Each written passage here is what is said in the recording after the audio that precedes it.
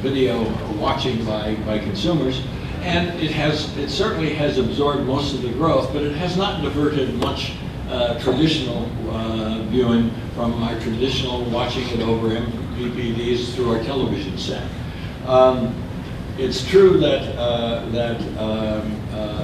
it is growing, and streaming, you could say, accounts for some of the growth in viewing. I mean, after all, TV is fully saturated. Subscription for the major distributors is not increasing, and can't increase very much. We're up to 100 million households with some form of cable, satellite, or telco delivered video service.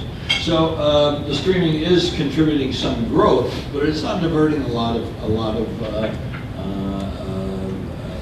viewers yet. The devices are spreading very rapidly, and people have more and more wireless devices upon which they can watch video, and devices which they can hook up to their traditional TV set. Now, what's the effect on the major companies that participated? And what I'm interested here is, or at least what I looked at, were the traditional media companies, the cable satellite companies, and the two large incumbent telcos who are involved in the distribution of media. And what you find is, surprisingly, is that there continues to be revenue growth in the cable satellite area. It is not as rapid as growth in the traditional media companies. And if you look at the largest 8 media companies, Disney, Time Warner, Viacom, CBS, etc., their share of video revenues has actually increased over the last 10, 15 years. And they are growing more rapidly than the cable satellite companies. The group that has the most difficulty, of course, is the fixed wire operations of AT&T and Verizon. Despite the fact that they're up to about, I think it was around 11 million total subscribers today to video services, their revenues from fixed wire operations continues to decline. It may have arrested the rate of decline somewhat, but it continues to decline. If you look at the share of revenues accounted for major media companies and add some of the newer entrants like Netflix and Hulu, I mean, they are just pimples compared to the major media companies. Now, of course, it's not clear what the final organization of this industry will be like. It may be that the Netflix of this world are essentially distributors, licensing most of their video media content from the major companies, the Disneys and Time Warners and Viacom. Now, if we look, one of the areas you might want to look at to see whether there's something on the horizon would be the stock market performance of these various groups. The media companies have done extremely well since the Great Recession. They've grown on average about 300% from the bottom. The cable satellite companies have done equally well, with the satellite companies doing slightly better than the cable companies on average. That is the 4 major traded cable companies, Time Warner Cable, Comcast, Cablevision, and Charter. The companies that have done the worst would be the 2 telcos, AT&T and Verizon. And of course, what propels their earnings growth is mostly the wireless side, not the fixed wire video delivery or fixed wire broadband delivery. But they are clearly doing the work. And the conclusion I come to here is that what you can see in the cable companies particularly is that they can expand bandwidth to deliver more and more broadband product, more and more video streaming by simply diverting some of their dedicated cable channels to the delivery of broadband. And they're doing so slowly over time, and their predictions by Swinburne of Morgan Stanley, for instance, that they will double in the next 6 to 8 years the share of their spectrum going to broadband. The problem, of course, with the telecom companies, competitors, AT&T and Verizon, is that it costs a lot of money for them to expand their ability to deliver more and more bandwidth through broadband. And thus far, their capital expenditures seem to have tapered off. I mean, Verizon had that big push for Fios, but since then, the 2 big telcos have slowed down in their capital expenditures for fixed wire operations. The other thing that I might mention is that not in the slides that I prepared, but I was just looking since the conversation we had about this session. But what happened immediately after the Netflix Comcast contract was signed back in February, I believe it was, right? If you look at the stock market performance, oh, by the way, go back to the other stuff.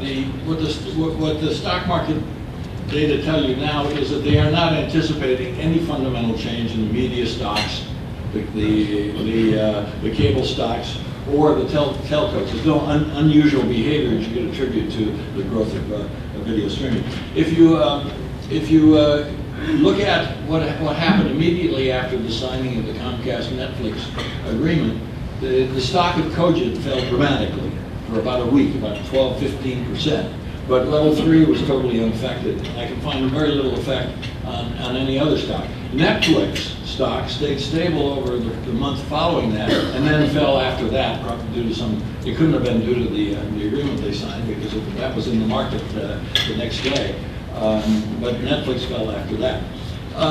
And then finally, because of this concern about the integration of distributors into content, I guess the Carol Crawford concern, one of the things I looked at, well, first of all, one that you'll notice about the major media companies is that they seem totally uninterested in getting into the distribution side. Time Warner, after all, spun off Time Warner Cable. John Malone is in the business of separating out his distribution assets from his content assets. And if you look at what has happened since Comcast bought NBC Universal, you'll see that their multiple on EBITDA is about the same as other cable companies and considerably below the EBITDA for the media companies. That is, the market is not suggesting that there's an advantage to Comcast from owning its own distribution assets. And indeed, it would seem to be applying a growth rate to its earnings from NBC Universal closer to what cable's getting rather than what media are getting. So my conclusion is that there's very little in the market yet that suggests a fundamental transformation. That doesn't say it's not coming. It doesn't say it isn't going to be a difficult transformation that we're going to discuss in a moment here. But there's nothing in the numbers that would suggest a major disruption yet. Thank you. David. I'm next? Yes. Okay. Let me begin by saying I'm not an economist. I'm not a lawyer. What just happened there? I'm an engineer who figured out that the technologists were not in charge of the future. So I'm sure that we will come back and have to talk about the immediate issue of the Netflix traffic and the consequences, both technical and financial. I'm sure we'll get there. Perhaps since I'm sitting next to somebody from level 3, I should channel Comcast and then we can do Kabuki theater, because both sides know exactly what they would say. But I wanted to make some more general comments before we began that, since we're supposed to be talking about economics. I'm really interested in the overall health of the sort of internet ecosystem, and I think it's clear that the ecosystem is working, the internet works, it's great, but I think it's worth looking at each of the major players in this space and saying what are the factors we should be thinking about moving forward. And I'd like to look at, just very briefly, look at the issue of access providers, both wireline and wireless, look at the transit providers like level 3, look at the producers of content and applications, and finally look at the user. I think if you look at the access providers, the situation is a little subtle. I'm going to make an argument whose simplicity renders it ridiculous, but I think there's a kernel of truth here. They make money. There's no doubt they make money. But we are very interested in their incentive to invest. If you look at data from companies like Sandvine, which measures online traffic and then hallucinates what it's going to look like 5 years from now, you see a curve, and the only useful thing about it is it goes up, right? And it's an exponential, okay? And so the question is, well, are the ISPs obligated to build out to match that hallucination in the future? What is their incentive to invest? Is it competition?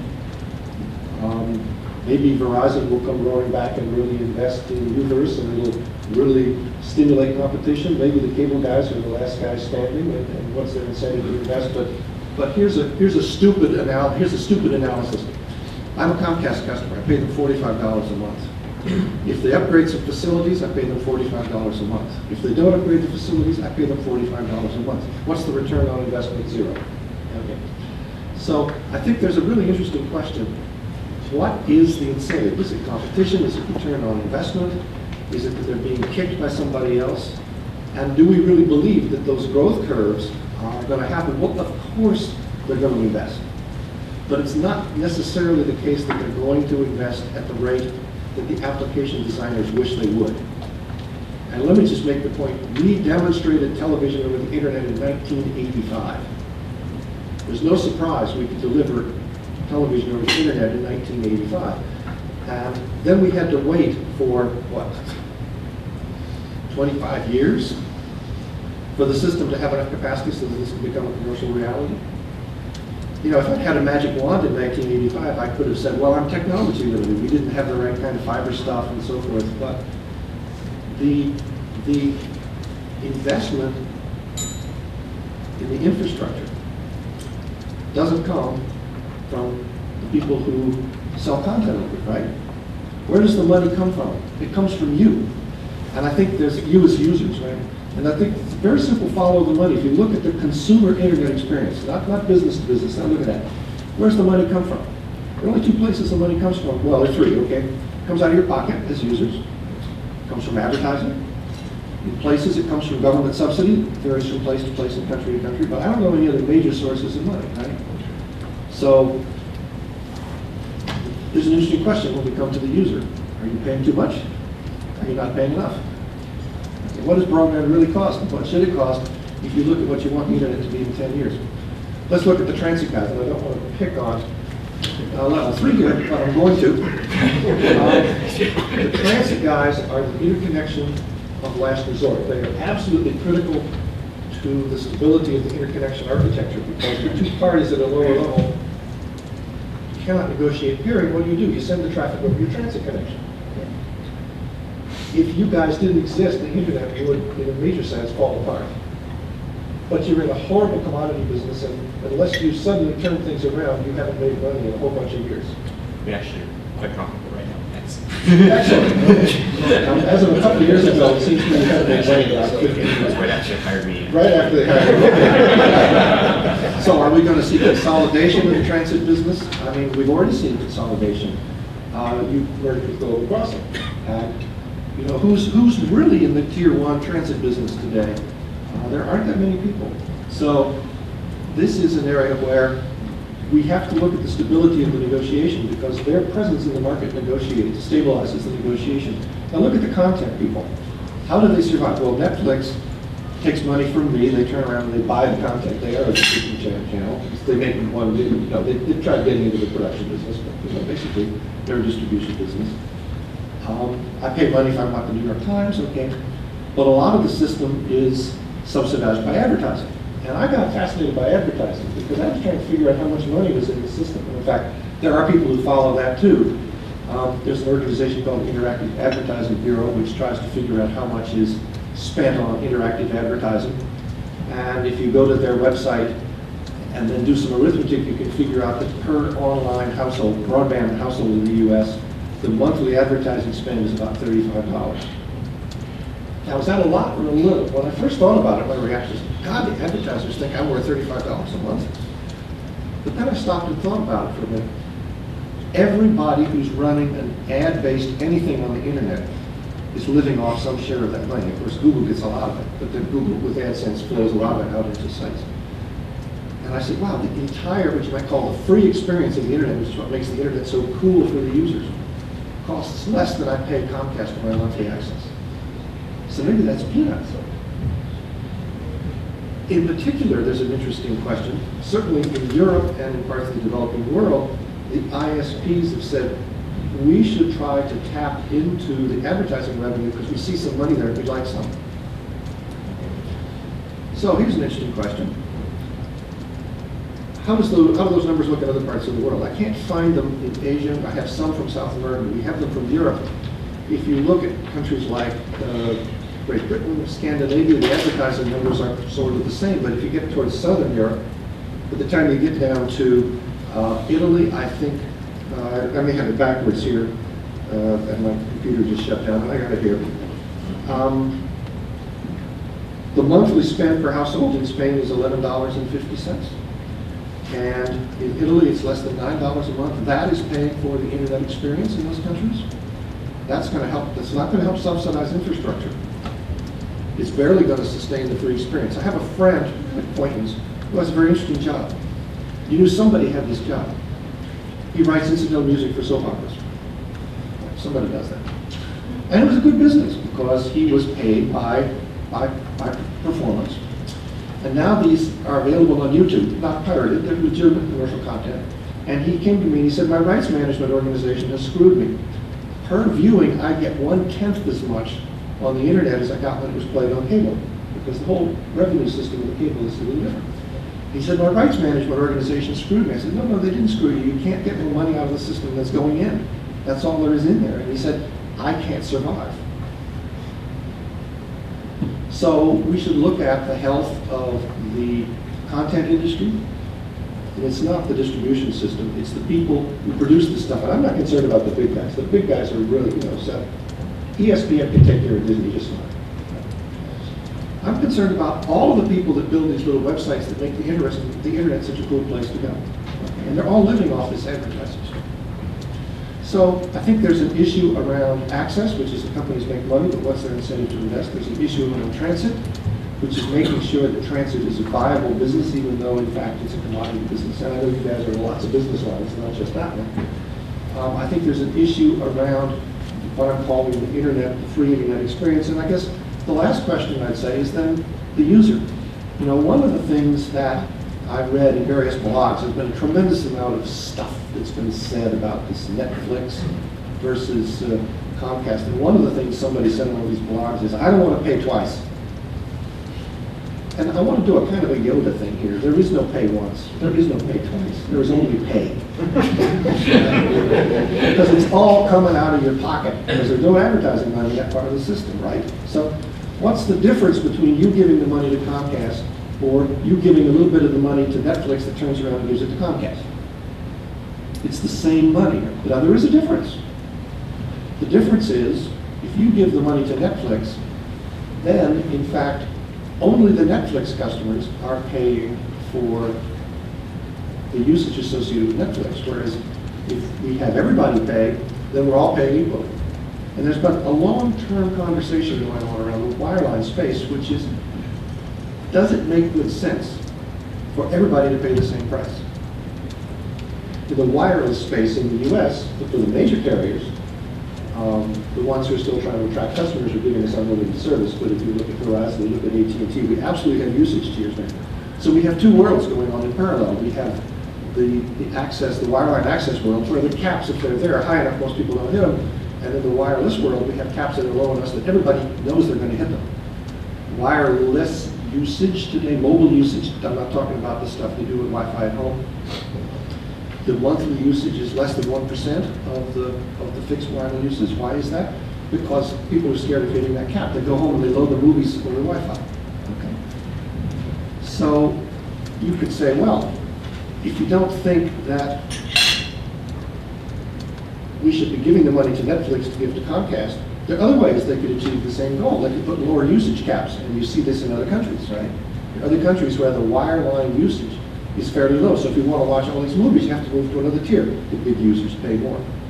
So I think in this respect, we should be looking at what is the right paradigm to explain to the user why they are paying what they're paying and what is best for the ecosystem overall. It's clear that the flat rate has been tremendously successful in encouraging experimentation, both by application developers and by users who don't know how many gigabytes this thing is going to generate, but they'd love to try it because it might be cool.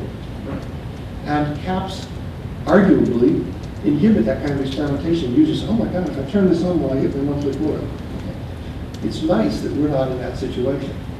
But I think the interplay here is really around the question of where the money from the user is going. But as I said, there is no pay once, there is no pay twice, there is only pay. because you're the one paying for this whole system. And the only question is, what is the right way for you to do that? So I would say, are you paying too much? Or you're not paying enough? The Europeans, I found some economists in Europe who are actually saying something very interesting now. They're saying the regulator was too good at beating down retail prices. And we have great retail prices, and the ISPs have no incentive to invest. Now you can say, is that just posturing? Of course they will invest. Well, it would be nice if we had some data. I'm done. Great.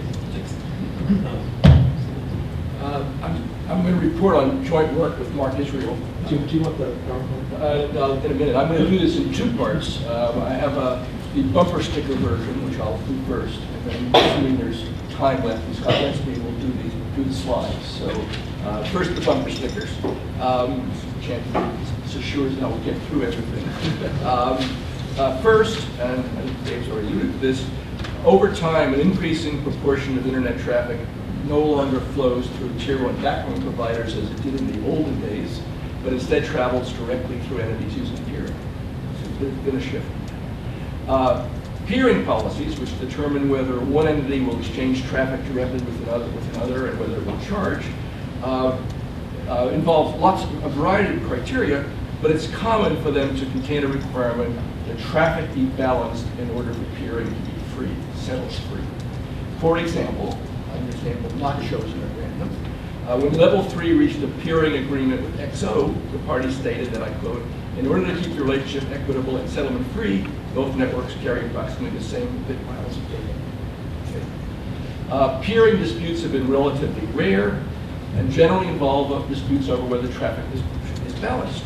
For example, when Level 3, another random selection, de-peered Cogent, it gave us a reason that, quote, Cogent was sending far more traffic to the Level 3 network than Level 3 was sending to Cogent's network.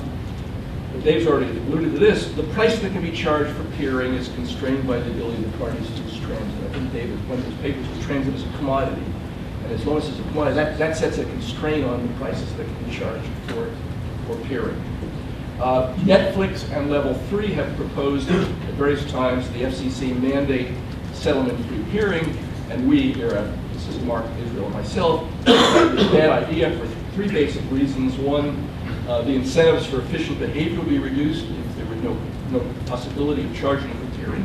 Second, pricing to consumers would increase. This is Dave's point, that you got to collect money from somebody for technical reason. And third, it would raise significant regulatory issues.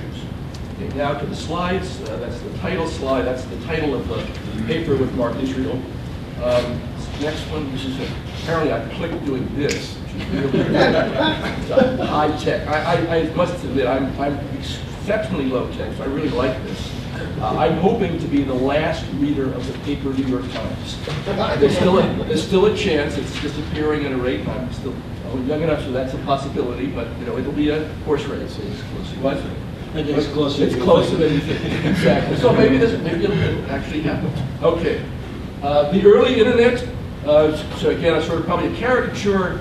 If one ISP wants to connect with another ISP in olden days, it dealt with a tier 1 backbone provider. It purchased transit from them. Then the traffic, assuming the ISP that it wanted to reach was the transit customer of another tier 1 backbone. The two backbones exchanged traffic. Settlement free was settlement free peering. This is an arrangement which is you can think of as hierarchical. The traffic travels up to the backbones, between the backbones, and then down to the ISPs. Next one, please. The more recent internet we've characterized as a mesh. There's still a lot of traffic that flows through transit, but it's been supplemented by secondary peering. Secondary peering is just the direct connection between ISPs that do not use transit. That is, these are transactions that don't, like as we define the term, they don't involve tier 1 backbones. And we call this a mesh. Some, but not all, secondary peering is settlement free, as with the tier 1 backbone transactions, but there's also paid peering. Okay. How much internet traffic involves secondary peering? Short answer is it's apparently difficult to tell. It's difficult to tell because the monitors that that monitor traffic on the internet. A good deal of this traffic is apparently invisible to those monitors, and no one knows for sure. What I have listed here is a series of sort of factoids that characterize how much of this goes on. Some people back in, some years ago estimated that the available data tended is 75 to 85% of the links for large content networks. The largest content providers do not use transit, that's another paper. Microsoft, that's Microsoft, Google, and Yahoo, each of them have a significant number, double-digit number of direct connections. Netflix, which had one private peering connection in 2010, had 27 in 2013. How much secondary peering is paid? Again, I think we know even less about this. We just don't know much about it. We do know that we do know a lot about the peering policies that various companies that offer peering services offer. You can look these up on the internet. Virtually every company there's a peering policy, and it includes a number of criteria that characterize whether you'll peer at all and whether you'll charge for doing so. The traffic ratio, the geographic diversity of the network, the total volume, apparently peer with something small, the minimum backbone capacity of the other network. So that's the sort of the range of some examples of the kinds of criteria that are in the peering policies of various carriers. Examples of peering policies, I don't want to go into this in detail. This is an example of some examples of peering and the peering policies. This is about the traffic balance. And you can see the ones I've cited here all involve, you don't have to get, traffic doesn't be one-to-one, but if the traffic ratio gets too unbalanced, the other party will not peer for you for free. Presumably they'll charge you for doing so. Some people don't like to call paid peering at all. They call it a commercial arrangement, but we call it secondary paid peering. The last point, again, another non-randomly, but before I go back to another non-randomly selected example. Level 3 and XO communications agree to settlement peering if, quote, both networks carry approximately the same bit miles of traffic, a model that ensures a balanced cost burden across each network. Peering disputes apparently have been relatively rare. Level 3, briefly, de-peer, I love that word, de-peer coding in 2000. What? It's like unfriendly. Yeah, the de-peer coding in 2005 because they said Cogent was sending far more traffic to level 3 than level 3 was sending to Cogent. Level 3 and Comcast have reached an agreement in 2011 that changes how level 3 routes traffic across Comcast network, sharply cutting the fees level 3 must pay. Netflix and level 3, and we'll come back to this, proposed in 2011 something they called the open regional no charges inter-exchange model. That's what level 3 called it. Basically settlement-free peering, and of course, as somebody alluded to already, Netflix has now signed apparently paid peering agreements with both Comcast and level 3. Excuse me, both Comcast and Verizon. Next one. Constraints on the exercise of market power. I've already said something about this. You can use transit. There's a nice quote here from Clark, Blair, and Bauer from a paper which basically says that because of the complex mesh of interconnections with diverse pricing models, that constrains the negotiating positions that can be sustained by an access network. So the point is there are lots of competitive alternatives, and that limits the market power of the players. Let me skip to the next one because we're moving time. What will be the harm from regulating peering, including mandating settlement-free peering, reduced incentives to minimize total costs, rates to end users rise, you got to collect the money from somebody, and there will be significant burden placed on regulators. The next slide talks about, gives an example of how one party could incur a cost that lowers the cost of the other party to a peering arrangement by a greater amount, but has no incentive to do so unless it's paid for doing so. A very nice example that I found at one point was that at one point, this is in Canada, by the way, the point here is that in a peering arrangement, both parties have control over different aspects, both cost and quality, and it would only be by accident, or happenstance that in fact 0 would always be the right price for those. You want to encourage the parties to control efficiently the parts of the network that they in fact have control over, and sometimes that requires a price, an exchange of payments between them.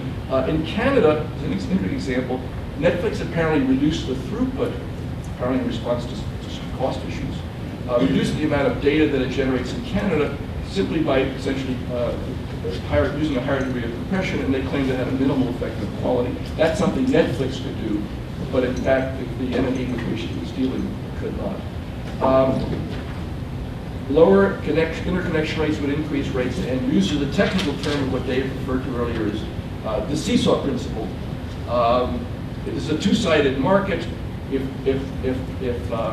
you couldn't charge content delivery networks, that would involve higher prices to subscribers, and they wouldn't necessarily be the same subscribers. It would be Netflix subscribers would pay for, or it would be Lee, who never watches Netflix and is still reading the paper New York Times.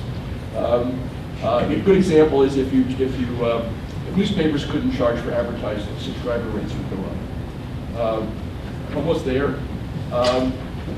Regulation will be difficult. You can't just say it's a 0 price. You've got to, in fact, explain what it is that people have to provide at a 0 price. Who would be required to peer with whom?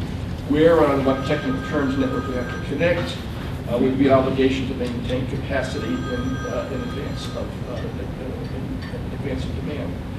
That would either leave one or two possibilities. We think either a to-be-determined regulatory system, lots of regulatory uncertainty, no one would know what happened, and we think that would deter investment. The alternative, very precise rules, which would likely prevent the kind of really interesting, very interesting experimentation that has arisen over time in the exchange of internet traffic. If you want more information, you can read that slide. A paper by myself and Mark Israel appears in Information Economics and Policy, the last issue of 2013. So more detail about this. Yes. Thanks. So there's a lot to react to what has been said, and I won't. But I'll do my best, and if I miss important things, please leave it back to them. So, as has been mentioned earlier, Level 3 is a large backbone provider. We offer transit services. We also actually peer with a number of networks. We have, I think, 51 peers around the world. And I'm going to try to talk to you about why your internet experience, though the internet is great, as Stephen said, is perhaps not as great as it could be, or as great as you might expect it to be. But before I do that, I wanted to just react to one point that Stanton mentioned, which is that the point that transit prices act as a constraint on activity in the peering market. And I guess I want to suggest to you that I'm not sure that that's true in all cases, and the reason that it might not be true in all cases is because transit goes over the same links as peering arrangements, and if there are not ports available, then if there are not peered ports available and there are not transit ports available, there are no transit links to shift your peered traffic to. So this is going to be sort of a recurring theme, is that there are in fact not a lot of great options for people to get their traffic across networks. That might be a little bit clearer in a little while. So again, I wanted to talk about why your internet experience is perhaps not as great as you might expect it to be. When you buy internet service from your ISP, you're paying a certain amount of money, and in exchange, the ISP says that it's going to give you a certain speed, performance, access to the internet. The thing, of course, that makes the internet, excuse me, is that it's a connection or a collection of networks, right? So they have to provide you access to not just the resources on their own network, but all the other networks around the world, and they do this by interconnecting with those networks. So I'm going to talk about the way that Level 3 peers or has a transit arrangement with your ISP. So Level 3 network is here, and your ISP's network is here, and they're actually located, there are pieces of those networks located in the same room. There's a box on either side, it's a router, And there's a router on the level 3 network, there's a router on your ISP's network. Inside those routers, there are line cards. Those line cards have a number of ports on them. So the way that the level 3 network exchanges traffic with your ISP's network, there is a port on either side. It's a 10 gigabits per second port typically. And there's a fiber optic cable connecting them. That's called a cross connect. So what's happening as the total amount of traffic on the internet is constantly increasing, as we talked about, eventually those ports start to fill up, trying to exchange more than 10 gigabits per second across that 10 gigabits per second connection. So we need to add another port. And the way you do that is you just put another cross connect on, right? This is pretty straightforward engineering. Am I getting anything wrong so far? No. Okay, great. I didn't think there was going to be an engineer up here, so I'm nervous about this. I was a technology guy a long time ago. So what happens? So we need to add another port on both sides of this interconnection. And what we see is that some big ISPs, not all big ISPs, but some big ISPs are saying, you know what? We're not going to add that next interconnection. We're not going to open up that next port for you unless you pay us some money. And the amount of money they want is not cost-based. It is instead they are seeking a monthly recurring charge to open up this port. So level 3 as a policy doesn't pay these kinds of tolls. And what happens? Well, now we're trying to send more than 10 gigabits per second across that connection. The ports congest, packets start getting dropped, and the user experience suffers. Now, how does that affect the user? Well, it varies depending on the application that you're trying to use. So if you're talking about email, your email might come through a little bit later. You probably aren't going to notice, and you're certainly not going to care. If you're talking about streaming video, you might see pixelation, you might see buffering. If you're talking about an over-the-top voice call or an over-the-top video call, you might see, again, pixelation, quality might be bad. And so this is what's happening to the user as a result of that interconnection being congested and the packets being dropped. So notice, by the way, that again, with mail, nobody notices, but it's the competing services, right? The ISP likely has a video service, likely has a voice service. Those are the services that sort of see the worst effects from this congestion. So why are they doing this? As I said, it's not cost-based, although I think we've heard some people suggest it's cost-based. The reason that we know it's not a cost issue for the ISPs is sort of twofold. One, these line cards are actually not very expensive, and the routers are not very expensive, and this is really where the congestion is occurring. It's occurring at these interconnection points. And so you can buy more of these for a lot less than they are asking the people that they're interconnecting with to pay. And the other reason you know, you don't have to take my word for that, the other reason you know it's not cost-based is that Cogent did the world a real big favor recently by issuing a press release saying, if an ISP is suggesting that this is cost-based, that they can't upgrade their service, that Cogent will pay those costs. Cogent will essentially say, send us the invoices for that new router, send us the invoices for that line card, we'll pay those for you, and increase your capacity, and take care of that congestion problem. And so far as I know, they have not had people running to take them up on that offer.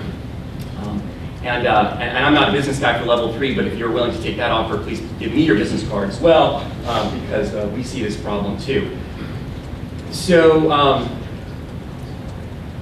why are they doing it if it's not for cost reasons on the interconnection? Well, it's to create leverage, right? What they're doing is they're allowing these interconnection ports to congest in order to harm the user experience for this, what now becomes the slow lane on traffic. This is what everyone's talking about, fast lanes and slow lanes. They are allowing the interconnection to congest, reducing the quality of the user experience for applications that are traversing that link in order to create a fast lane that's fast in comparison. And they will either take money from level 3 or Cogent or another backbone provider, or they'll take money from the application provider to get access to more ports. And Netflix has this picture showing the performance over time that they had with various ISPs, and now, I don't know if they've updated this following their Verizon agreement, but I know that following their agreement with Comcast, they reported that their performance increased significantly once they decided to pay the tolls. And this isn't surprising, right? The Netflix people saw the declining performance over time, and they saw where this ends. They're smart people, and they saw that this ends in subscriber cancellations, and that's obviously not sustainable business for Netflix, so they're going to pay. And so that's, of course, I don't have access to their agreement, but I think that's what we can all surmise is what's driving this. So, notice who this is sort of most compelling as a business case for. It's most compelling as a business case for people, for businesses who are critically dependent on the quality of that interconnection. Again, it's your streaming video providers, your folks who are dependent, their business is dependent on that high quality interconnection. So who does this hurt? This hurts edge provider innovators who are going to rely on a high quality interconnection, who perhaps can't pay to get onto that fast lane to begin with. This is also going to hurt consumers, and it's going to hurt consumers in a variety of ways. First of all, it's going to hurt them because we're not going to see quite as much innovation on the internet, so it's going to be a worse internet. It's also going to hurt the experience they have when they access the internet. So if the way that you create this fast lane, slow lane divide is by slowing down the slow lane, then that means that all of the folks who are accessing traffic on the slow lane are having their internet experience degraded, whether they use streaming video like Netflix or not, right? They are on the slow lane getting access to this, to the internet, and their experience is suffering just to create this divide of quality. And the third way that this hurts consumers is that the prices for service go up. That is, if the edge providers are required to pay these tolls, or if networks like Level 3 pay these tolls, then prices get passed along to consumers. As David suggested, it all comes back to the consumer in the end. So note, by the way, that only the very largest ISPs can get away with this. If you have 1,000 customers and you go to Netflix or another, and I use Netflix as a stand-in for others, and have no particular knowledge about Netflix. You go to an ISP, if you have 1,000 customers as an ISP and you go to these edge providers and say, we want to toll, or we're not going to let your service come through, I think you might find that you're going to have less success with that negotiating position than if you have millions of customers. And this, by the way, is why some of the small rural ISPs are not excited about this new development as well, because they recognize that they're not in a position to generate this new revenue stream, whereas the larger ISPs might be.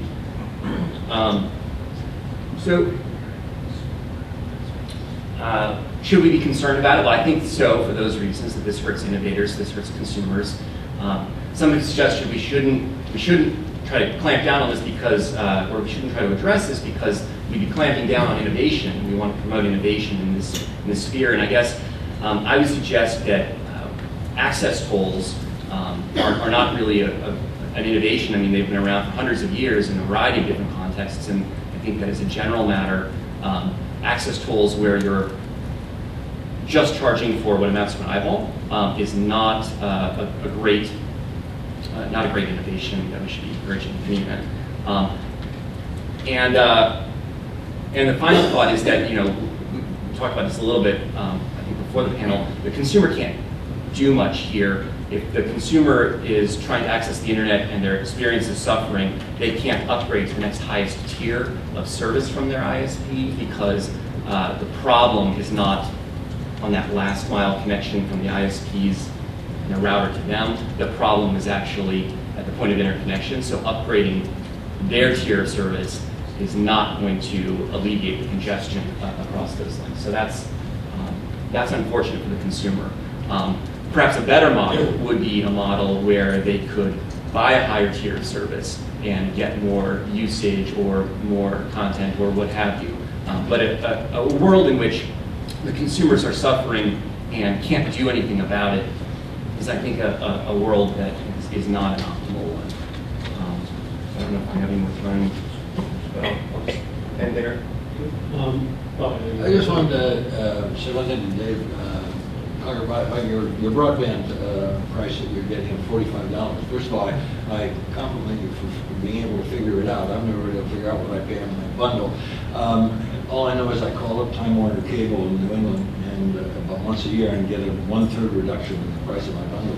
But if you look at Ben Swinburne's work at Morgan Stanley, where I added on one of my slides, he shows that the average price obtained for broadband from cable guys over the last 6 or 7 years has gone up steadily as the speed's gone up. And in fact, even up in the mountains of New Hampshire, I'm able to get 50 megs per second, but I don't take it because 10 is quite enough for what I do. I just don't stream enough. So they do have an incentive to provide more speed and better quality if you're willing to pay more for it. And I guess what Google Fiber is trying to do is try to persuade them that there is a market for much higher speed broadband. And that leads me to Joe's point. I have rarely heard anyone suggest that the way you make money in any business is by degrading the quality of your own service. And I'm just wondering if that's what you're suggesting that the Comcast of this world are doing. Do they do it as aggressively in areas where they're up against FiOS as when they're not? I mean, it seems to me the customer does have an option. He can change suppliers if they're doing this, and it seems to me it's a suicidal strategy. So I think, I mean, I'm not an economist. However, it does seem to me that It's apparently an important aspect, denying that you're an economist. Yes, absolutely. Really Denying that there are markets. I'm not an economist. It seems to me that to the extent that there is competition, and to the extent that ISPs compete on their ability to deliver a congestion-free experience, that is likely to solve this problem, which is, I think, why you maybe don't see this in other countries where you don't see the same effects, as David was suggesting, in other countries where there is perhaps more competition for the last mile. I think that the FCC has said that it's something around 2/3 of households are in census tracts where they have 2 options for broadband, and I'm going to get this somewhat wrong, but it's like 10 megabit at a 10 megabit speed. And I know that the way they measure that is it actually includes satellite in that. So yeah, it's if there's this is the 477 based data from the last broadband, and so if somebody in the census tract has purchased service from a satellite provider, it's going to make that census tract faster. So anyway, I think that in the United States, the amount of competition is perhaps not sufficient to make like suggested. I'm not an economist, but maybe this is an issue where having only 2 competitors is not sufficient to engender competition on this aspect. Wait, I'm confused about one. But there's retail competition and then there's infrastructure-based competition, which is a whole other discussion. But in Europe and other countries where you're talking about more competition than here, that's the retail competition, which is reselling is the wrong word, but unbundling part of the network. But weren't you talking about connections into the network in the first place? So how does retail competition affect competition for connections to a tier 1 provider? So if I understood the question, I think that what I'm suggesting is if there are lots of ISPs who are competing for your business, you'll find them competing on a number of different dimensions. One of those dimensions might be we're not going to allow your internet service to congest and sort of degrade your quality of experience in this way. But if there are only 2 options, then perhaps they're not going to compete on that basis. But I will say that this is not something we see with every ISP. This is something that we see only with some. And I think that one of the issues here is that this is not a quality dimension that consumers are particularly savvy about. You know, we're doing our best to educate people about, you know, when you buy internet service, when we buy internet service from somebody, it's not just the rated speed that you're buying that's sort of important, but there are all these other aspects to the quality of the experience. But Scott's point was, you implied that there are countries that have more ISP competition, but what Scott was suggesting is I don't know any countries in Europe that have more than 2 fixed wire competitors. Oh, I see. So who control the flow of the midstream into the infrastructure. Right. So maybe an answer to this is to talk about the FCC's Open Internet Order from 2010, which is one of the things that the FCC said in that order was that ISPs have an incentive and the ability to discriminate against competing services, and they also have the incentive and the ability to charge tolls, access tolls.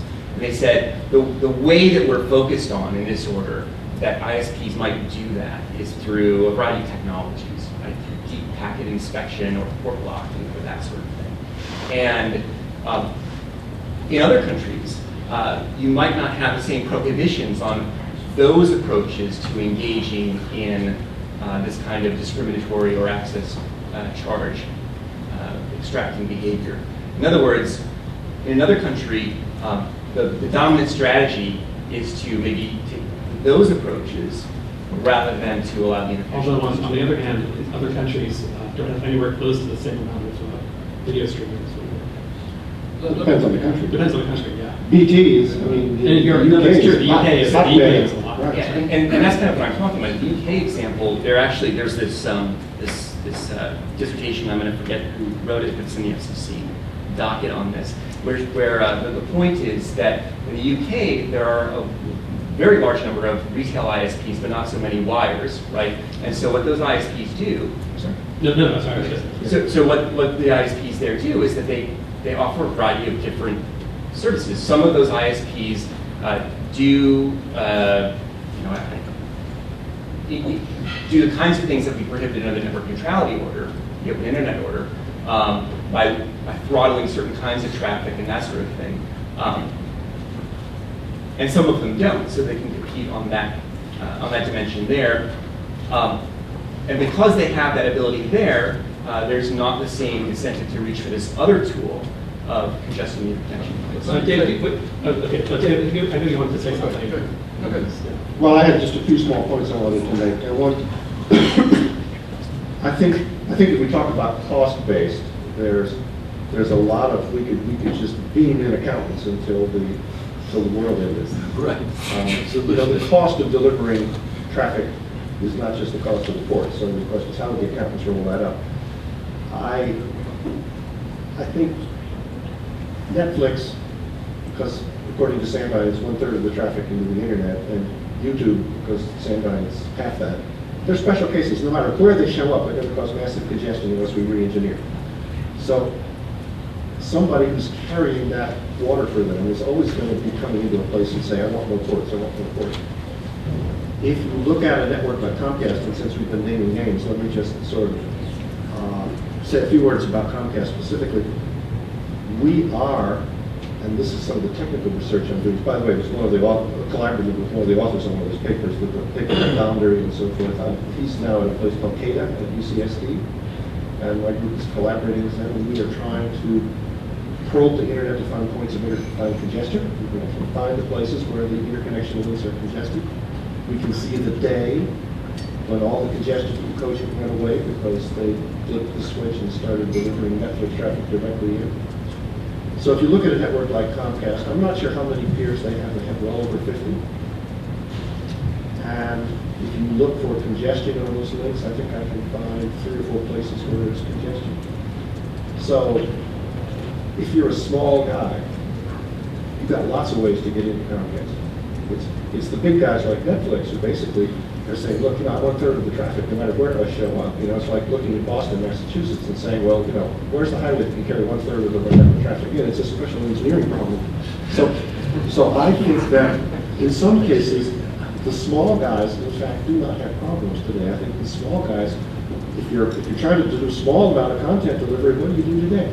You don't try to build out your own network. You go to somebody who already does it, like Akamai or Limelight, or you guys. What do you know? Footprint, I think is your system. What's your system called? I'm not sure. Okay, well, But we do have a CDN. You have a CDN business, and so you know, people could come to you, and that's just like going to the cloud. You say, why build it myself? The people who have a special problem here are the people who are delivering these huge volumes. Microsoft may be in this space. So I think there's a conversation about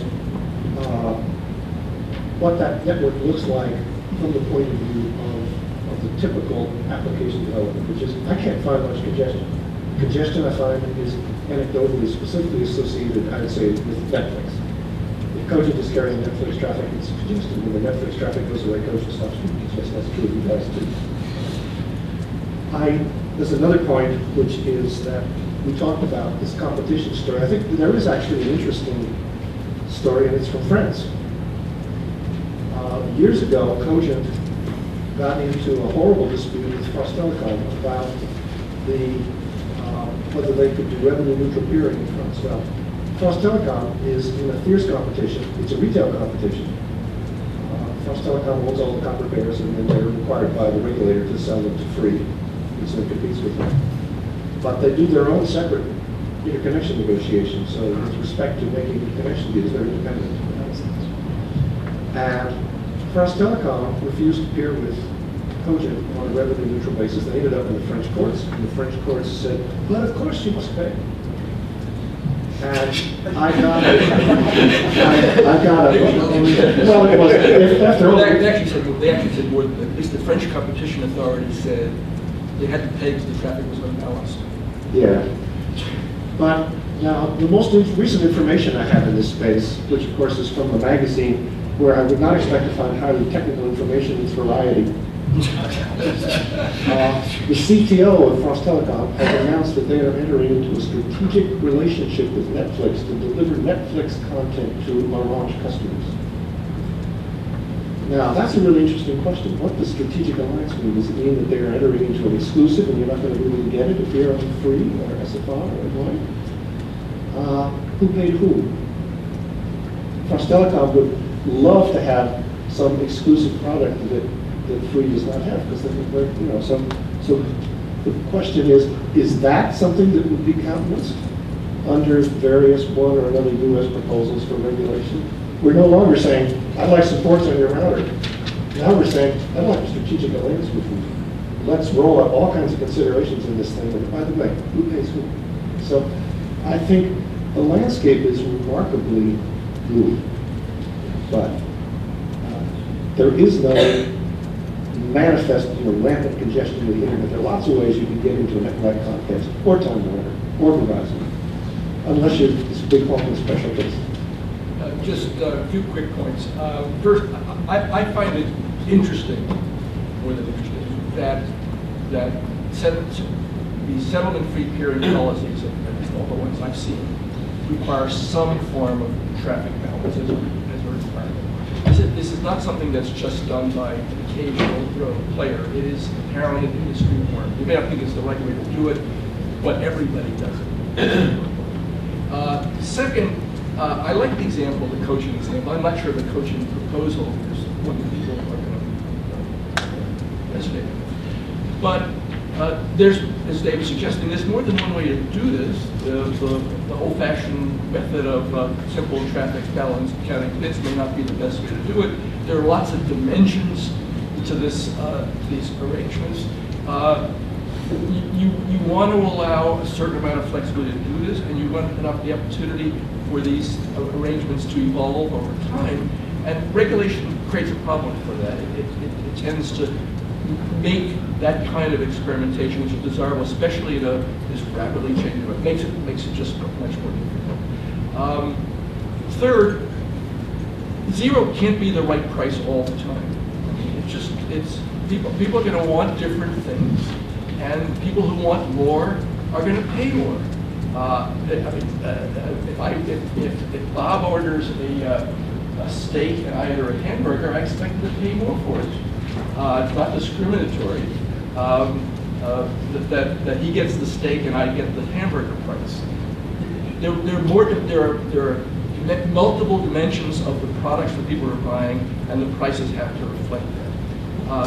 Doesn't it annoy you when he gets the steak and you still got to split the bill? I do. I won't go with him. Never. I collaborated with him once. Never again. The sort of the, and I don't know whether the zero price proposal is still on the table, but if you have zero price, what's the obligation of the guy on the other side? Does he have an obligation to give you what you want, even though you're not charging him? Not paying anything. So it just seems to me zero can't be the right price. I'm in favor of experimentation, but it's not just simply labeling these things tolls is not an analysis of the problem. Yeah.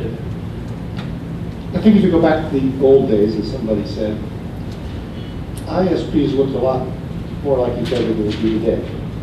And today, if you look at a network like Verizon and a network like Comcast, they may be fierce competitors, but they sort of look alike. They're heavy on outside plant. They do have a national backbone, but they're not in the major transit business. They'll sell you transit if you want. It's fairly easy for Verizon and a Comcast to look at each other and say, well, you have customers that want to get to me, I have customers that want to get to you. And there is, I think, viscerally a sense that there's a balance of value here. And we're using balance of flow as a sort of a crude proxy for balance of value. And I think we're going to come up on a complicated discussion where networks that really don't look like each other. Netflix and Akamai and Google do not look like Verizon. They have an entirely different internal cost structure. They have an entirely different customer base. One of them has 20 million subscribers and one has content providers as customers. They don't look like each other. So there's a really basic question, which is viscerally, what is the balance in terms of the value to each of us from peering and hearing? Unless you're at tier one, where we really depend on the stability of the peering, and when cogent, somebody peers cogent at the level one, at the tier one level, it actually causes a disconnection of the internet. But at the lower level, there has never been an obligation to peer. And it seems to me that if you say, for some reason, the only acceptable outcome of the bargaining is zero price, what that will mean is more people will walk away from the table and say, it's not in my interest to peer under those terms. And there's no obligation to peer. Now, you could say, no, we're going to obligate people to peer. I think that's an amazing distortion of the market. So my reaction is that if you're going to say you're going to constrain the outcomes on peering, what you're going to do is reduce the number of cases where the bargaining reaches a successful outcome, but it's not that the result will be a sort of disconnection of the internet. It will be more traffic flowing over transit, which does drive costs up. But there's no obligation to peer. So I was going to ask sort of a related question. You had said that, well, basically you said that cost was only part of it. And then now you talk about the value of these connections. And it seems to me that, all of the talk about the costs of the connections makes it harder for us to think about it, because even the ISPs want us to think that it's the cost of the way it's interpreted, the cost of actually connecting, and then the other side says, well, that cost is basically zero, so why should they use it for free? But it's somehow there's sort of a long-term cost of how much extra traffic, how much extra investment that extra traffic requires, but also what that traffic is worth to each side, because negotiations in any product in any area aren't based just on the costs, right? They're based on supply and demand. And so, how do these negotiations actually happen? What are the things that are negotiated? Because it's not just, obviously, it's not the price of the port, the cost of the port. What goes into deciding who pays, which side's going to pay, whether it's free? I mean, we know that there has to be traffic balance, but that's not just because of the cost. What goes into these negotiations, which we never get any insight into because they're all proprietary? Does anybody sort of provide any insight into that? I know I'm putting you on the spot. Yeah, this might be kind of blind error, right? Or it might not. But I think that we have discussions with other providers all the time about coming to agreements on governing our peering relationships, and I think that everyone kind of brings a different set of priorities to the table in those kind of contexts. I think that, in some contexts, well, both sides of any sort of peering arrangement are going to get value out of that interconnection. Now, value may not always be equal on both sides. And if value is the driver, you might see a different outcome to a negotiation than if the parties are focused on costs of that interconnection.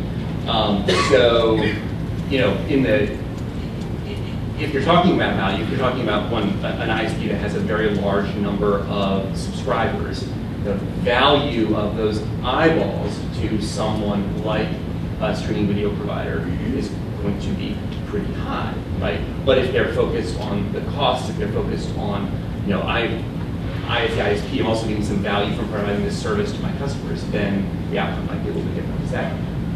I think a way to think about this is that all of the parties are in the business together producing a product for the consumer.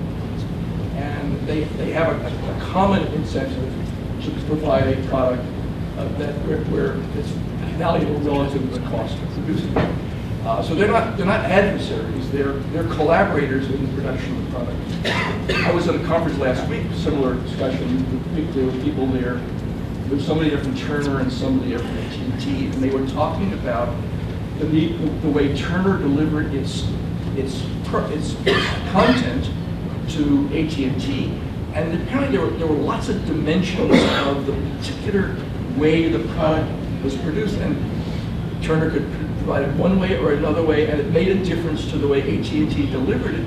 And they talked about the best way to do that, and the guy from Turner said, and we deal with Verizon, the problem's different. Or we deal with Comcast is different.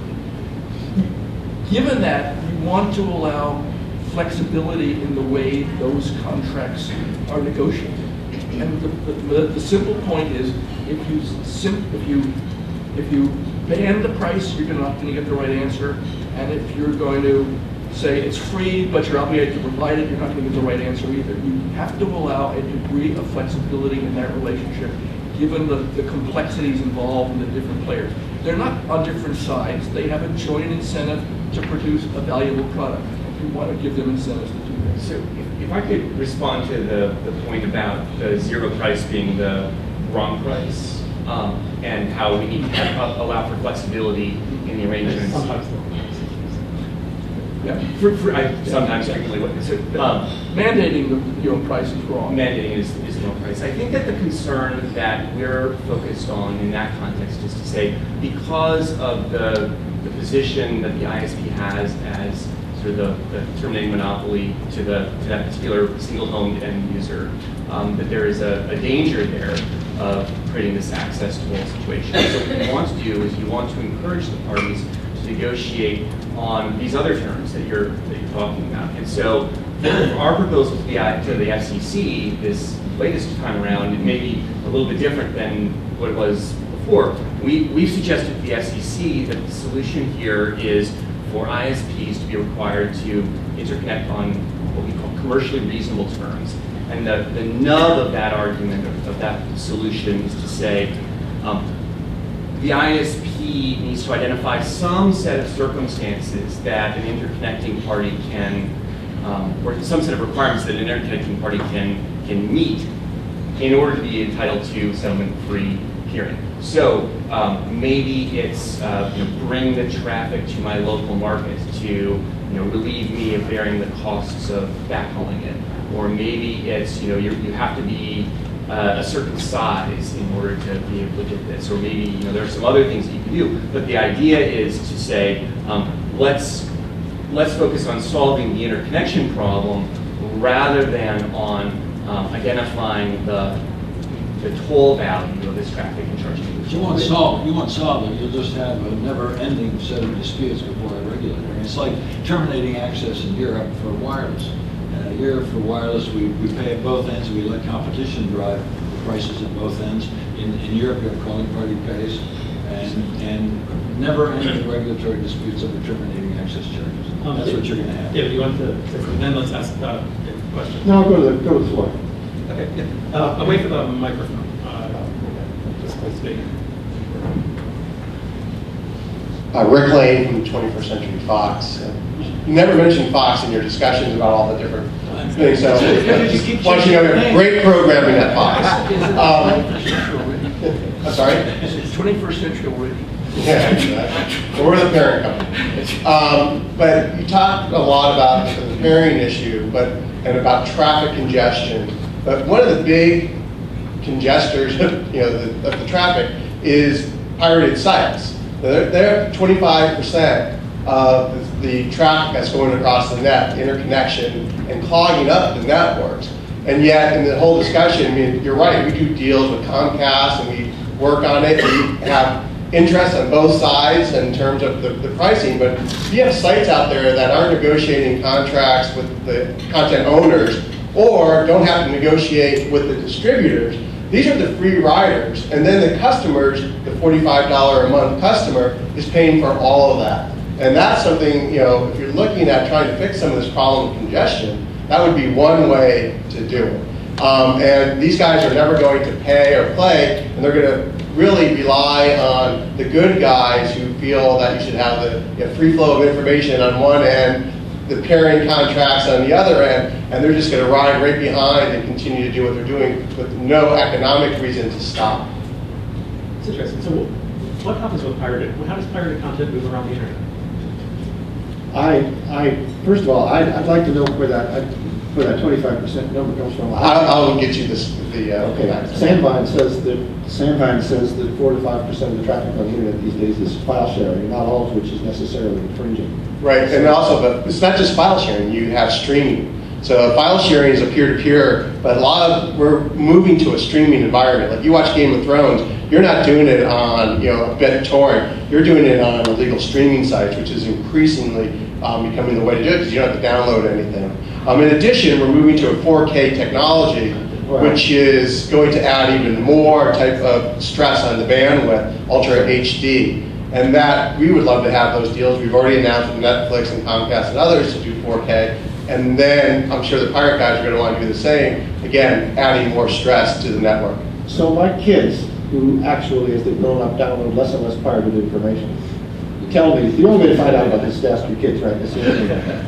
That pirated guys do not pay CDNs to deliver their content because the economics of this, unless the pirated sites are larded up with advertising, and which doesn't really work very well since it makes them very visible, that the streaming doesn't work. And the reason is, so it may be coming from Pirate Bay, it may be coming across the Atlantic, it may be coming from all sorts of other places. So the reason that they say we do it in file sharing is that it's coming from places that are poorly engineered, they can't afford to buy CDNs, they don't buy CDN access, so you download it overnight. And how much of it, I don't know, but in fact, they're not in the business of engineering the worldwide distribution network. They're very ephemeral. Mega upload, though. I mean, the biggest sites that are out there are all streaming. They're not, again, I'm okay speaking to your kids, but you're going to see that's hit by this. I mean, the mega uploads are advertising based. They're making hundreds of millions of dollars a year in advertising. They're doing pretty darn well. It's actually not a bad business.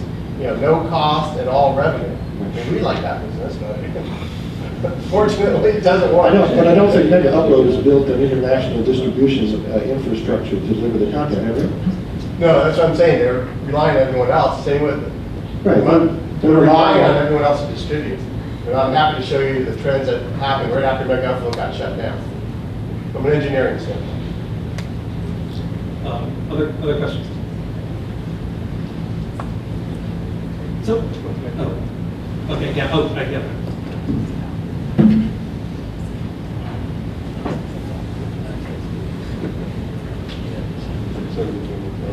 Hey guys, it's Hal Singer.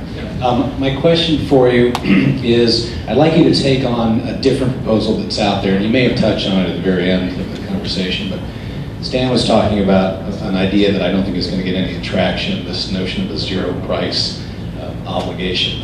I think no one's going to get behind that. It's clearly heavy-handed Title II and doesn't survive a chance, but there's another proposal that's out there and I'd like to hear your reaction to it.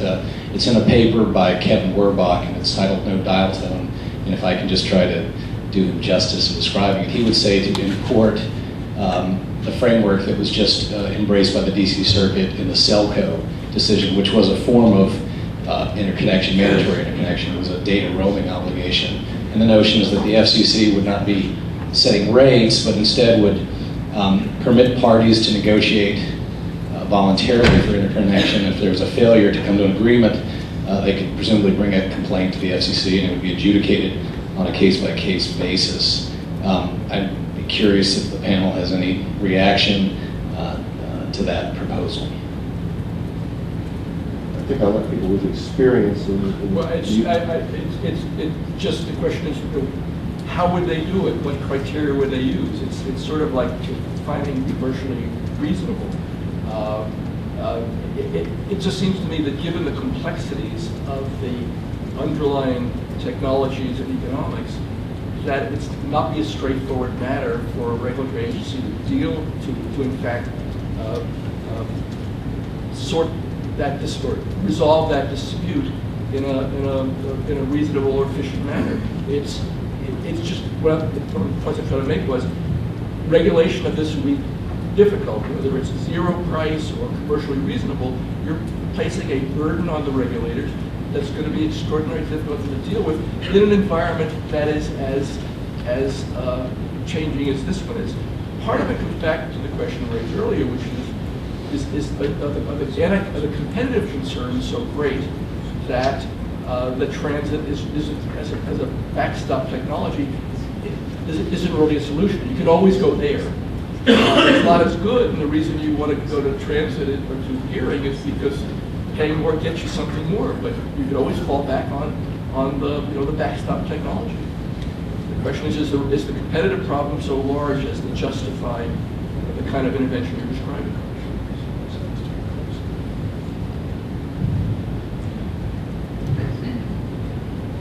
Bob, at the beginning, you described,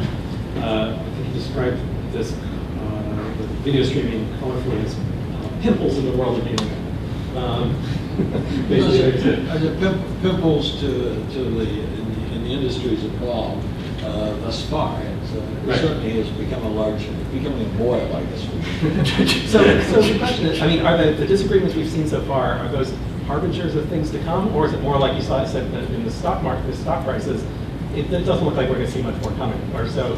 So is this a harbinger of many more of these, or will they sort of will it not be many? I have no idea. I'm asking you to predict. Well, I know yeah. I mean, it strikes me that the outcome of this depends upon whether there is one interest group who can persuade the FCC to intervene in their favor. The idea that somehow this will be resolved rationally by a regulatory body seems to be absurd, but it is certainly possible that a regulatory body can lean in favor of the ISPs or the backbone networks and the people providing transit and so forth. So that would be, my prediction would be that it depends on whether some people think they can political traction at the FCC. But what I'm saying is if you look at what's going on in the underlying industries thus far, there doesn't seem to be a lot of apprehension about this. Now, I mean, everybody keeps saying, preface the comments by saying they're not an economist. I am an economist, but I'm a self-loathing one, so I can ask. I'm a self-loathing economist, so I can ask bad questions. We talked a lot about CDNs. What's the role of CDNs in innovation? I mean, so once Netflix is directly connected with your ISP, they have a great connection, which is great for consumers. I mean, these are good things. But how can anybody compete with that?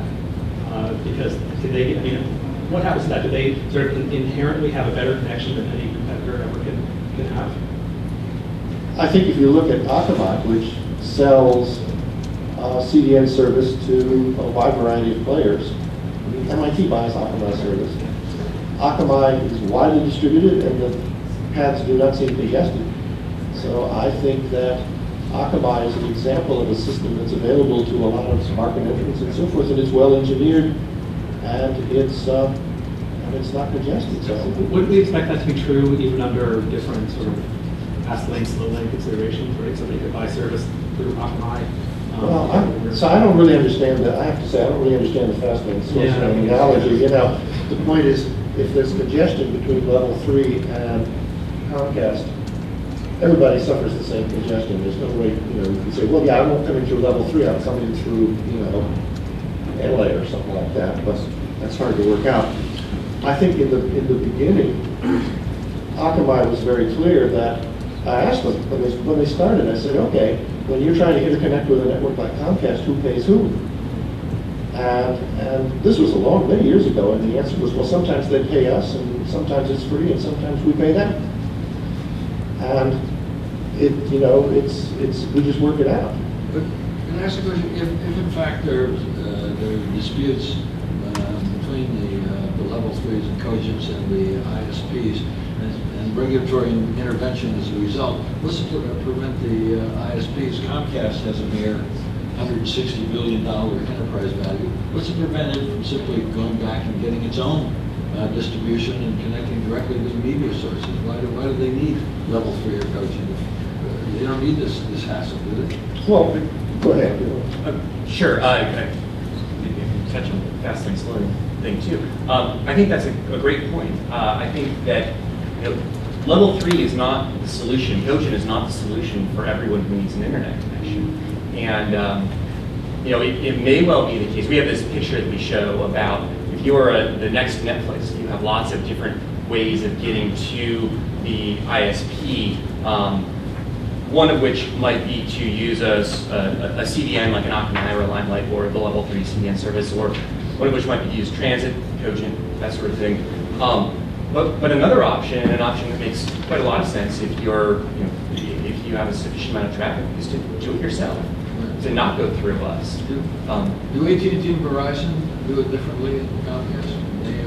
They have a big national network. Well, Comcast does too. Well, connect the content for their video services. I mean, I think that everyone connects to everyone else in lots of different ways. There was recently the news about how Netflix and Verizon came to an agreement. So I think this is all sort of changing real time as well. Level 3 is not the solution for everyone. The solution for your application might be different depending on the amount of traffic in the particular application that you're providing. In your example, Netflix is its own CDN, right? Yeah. And so you can be vertically integrated, or you can do it by contract. There's lots of ways to do this. I mean, Google also has its own tier 1. And one of the things not a tier 1. That's not the right term. Yeah, what is the right term for Google's? Well, they've built their own content delivery network. It's just a CDN. And that Microsoft is building one now. If you get big enough, you get cost savings by getting the middleman out. The middleman is not level 3. The middleman would be an Akamai or Limelight, or I think it's called their product, but not a tier 1 product. So I think we're out of time. Thank you all very much for joining us today. That was very interesting. Please join me in thanking the panelists.